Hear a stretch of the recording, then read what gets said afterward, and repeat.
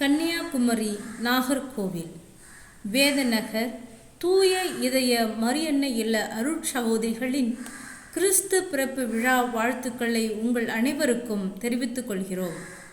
கிரேச்சியோ குகையில் புனித Assisi Francis கிறிஸ்து பிறப்பை அனுபவித்து கொண்டாடிய 800வது ஆண்டு இந்த ஆண்டு. இந்த சிறப்பு ஆண்டில் ஏழைகளுக்காக ஏழைகளுக்கு ஏழையாக உருவெடுத்த நம் பாலன் இயேசுவை எங்களின் எளிய கீற்று கொட்டகைக்குள் பிறக்க வைத்துள்ளோம்.